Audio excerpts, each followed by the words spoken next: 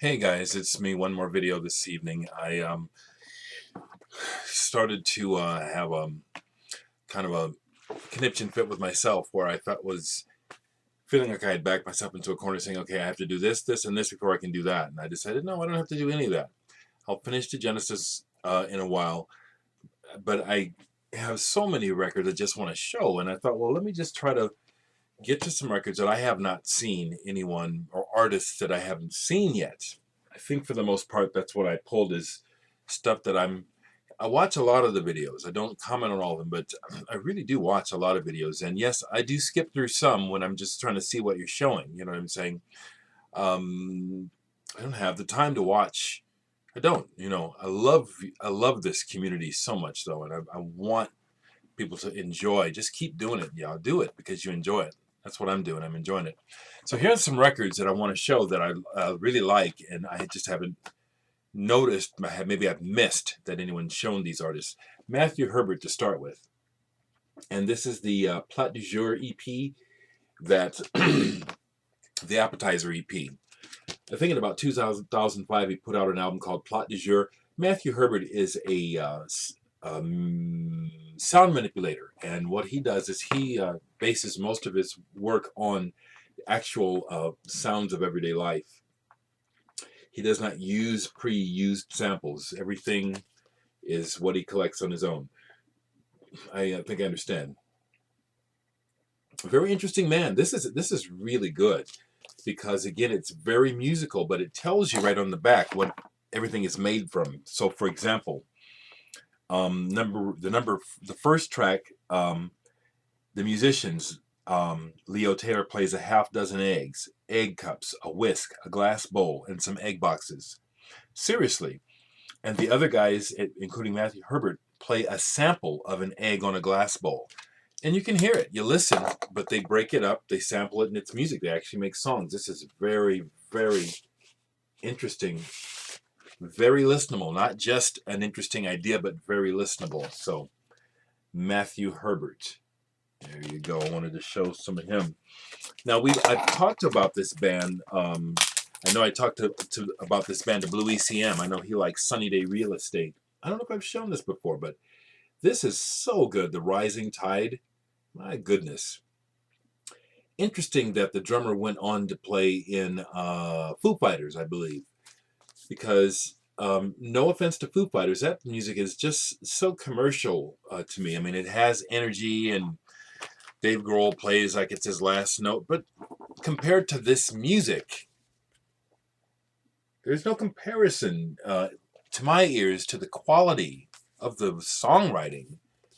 For example, on Sunny Day Real Estate, Foo Fighters is a step down. I mean, that's just my opinion. I'm not trying to put them down. I'm trying to say objectively, as a lover of music, Sunny Day Real Estate is amazing.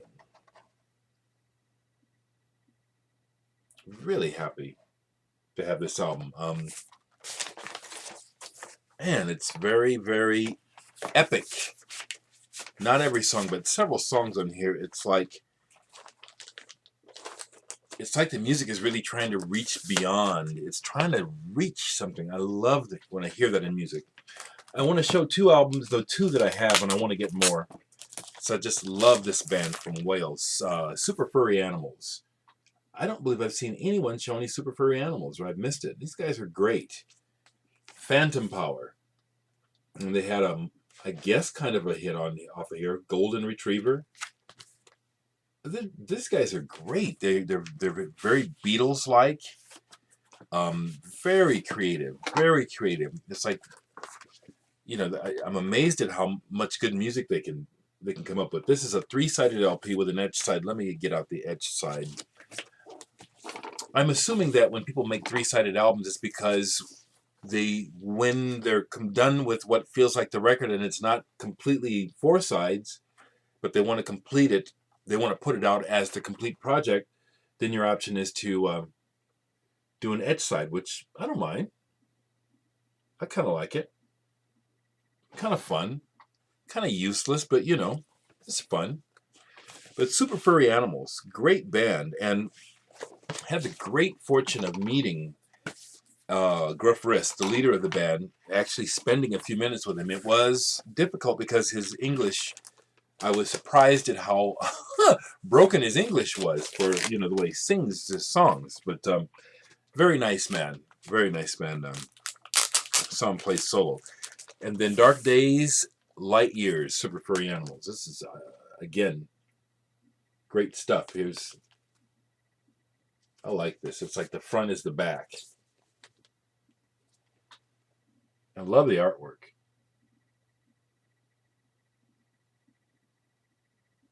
Man, that's tight. I just really like that. And the inside, too. Great, great artwork.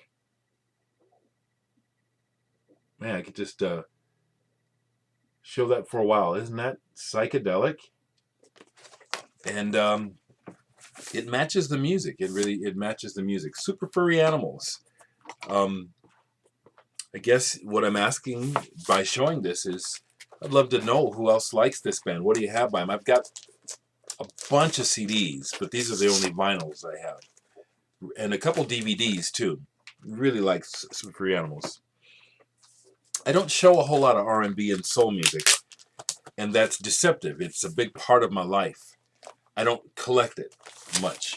Here's one of my favorite R&B albums from my youth.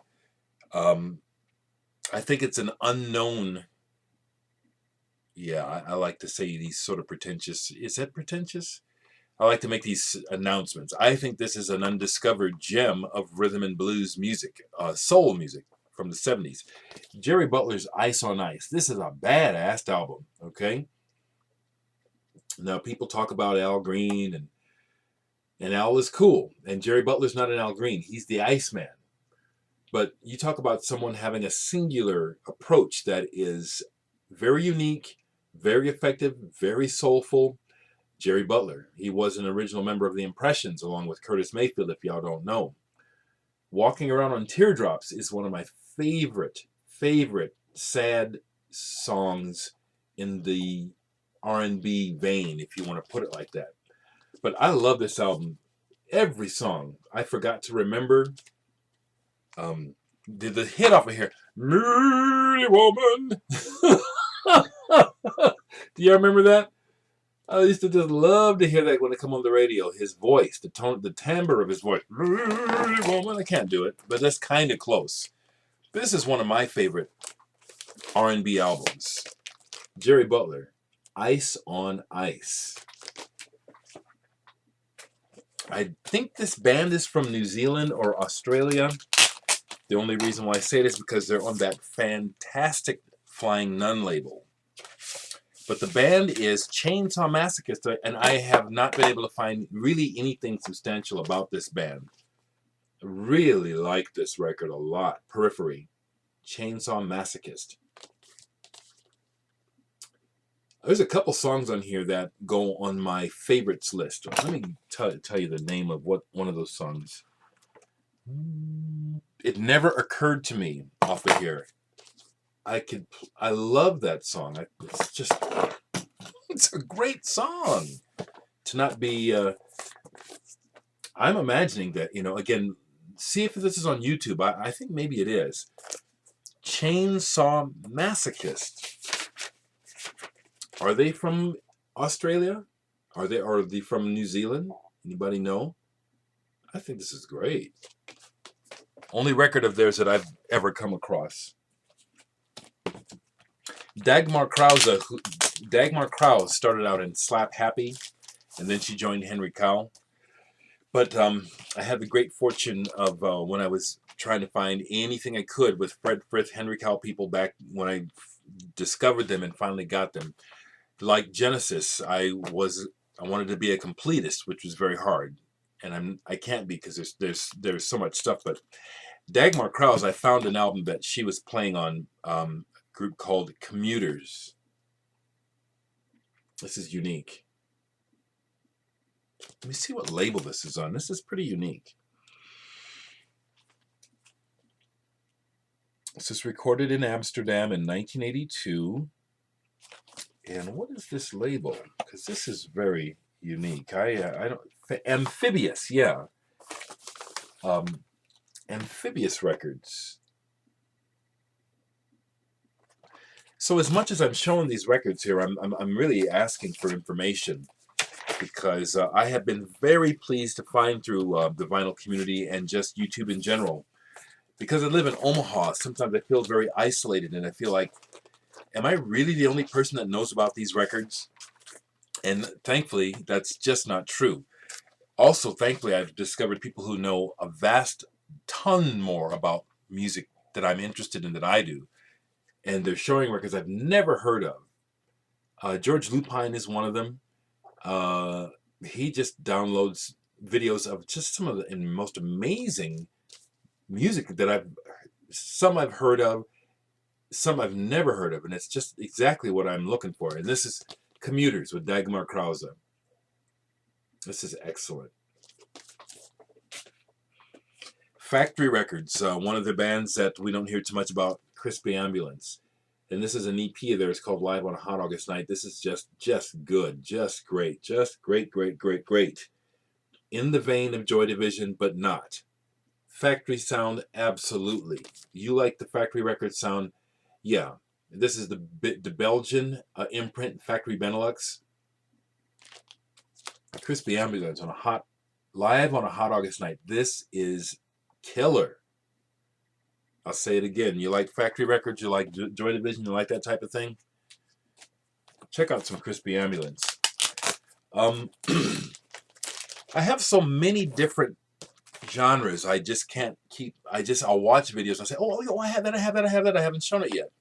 And recently, I saw some banter about Spaceman 3, and I got Spaceman 3. I love those guys. Playing with Fire.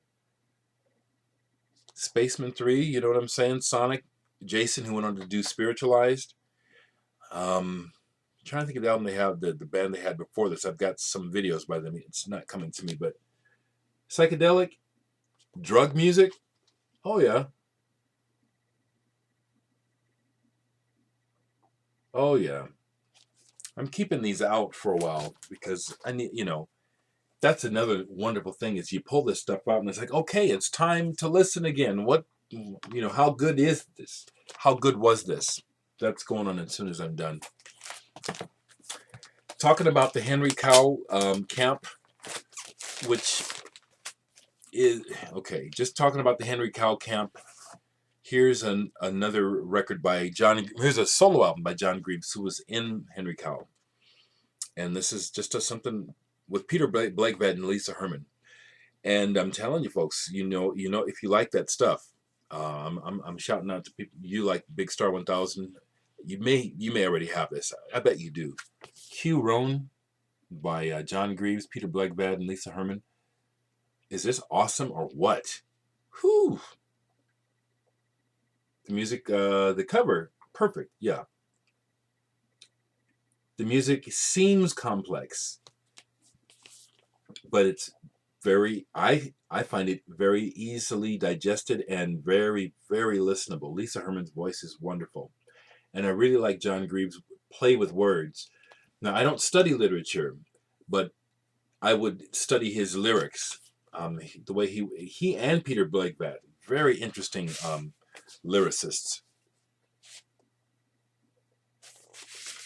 Great, highly recommended. If you go for the Henry Cow axis, Robert Wyatt, Canterbury, you know what I'm saying? There is a connection to Canterbury, in my opinion, with Henry Cow and the whole rock and opposition. To me, I see it as a straight lineage, Check that album out.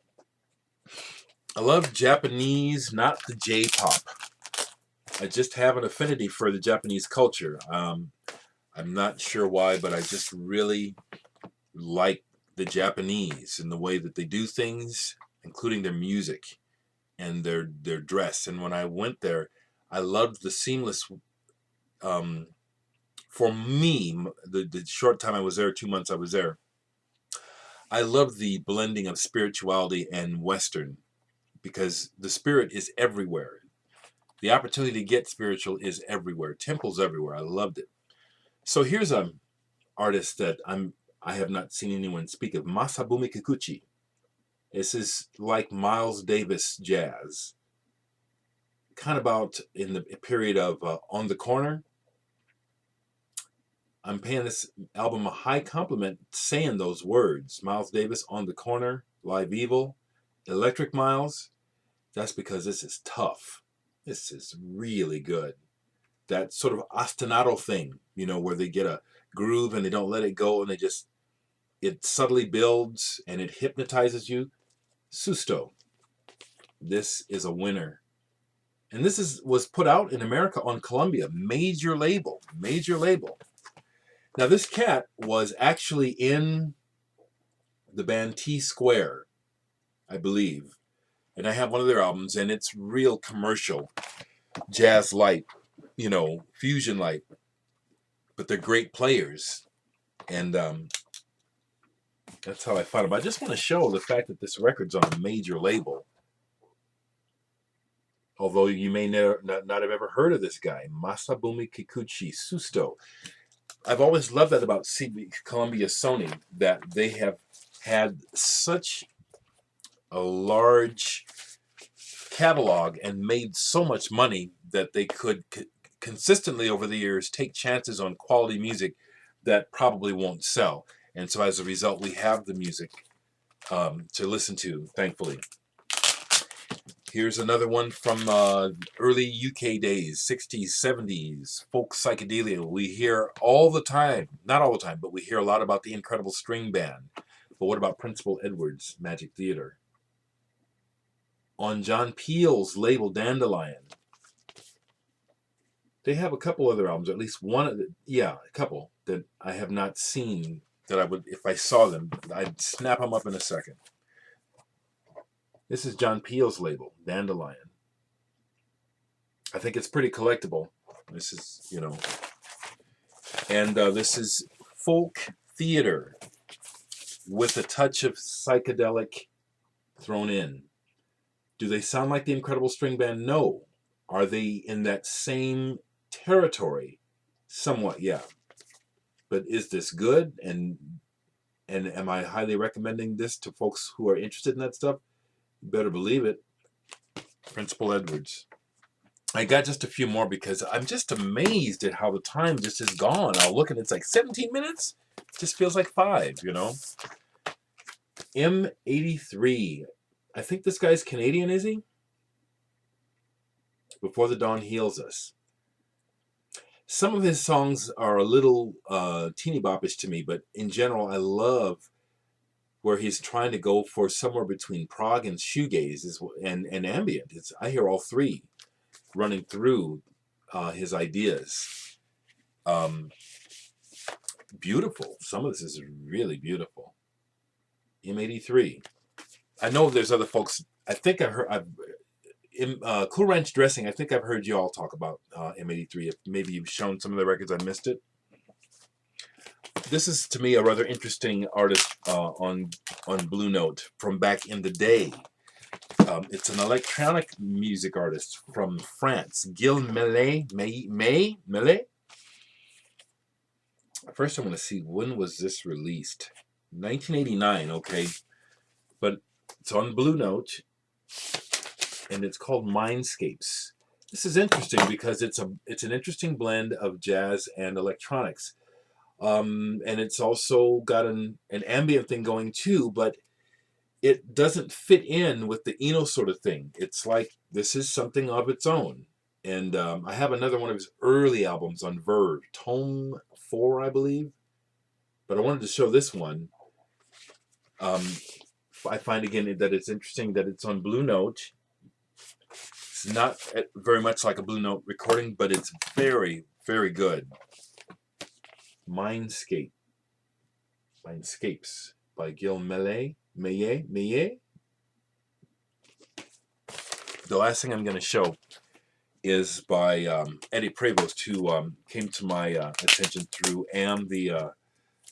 I forget what AMM stands for, and I have AM Records. The English noise improvisation collective that started, I believe, back in the 70s, and just some amazing musicians came from that. Dereck, Bailey, Evan Parker, and they've done some amazing things. And this is an amazing album of free jazz, Continuum. at a Prevost quartet. On another very interesting and collectible record label, Matchless Recordings. Don't see these too often that I can afford. Try to get that up there so you can see. Matchless. You know, I was watching Second Funk, and he was having the Dickens of a time with the autofocus, and I don't know how to deal with that crap. It is frustrating. I wanted to show this stuff. I love what's, you know, I love comments, and I'd be curious to know who all in the community digs these artists. What do you have by them? Let's talk.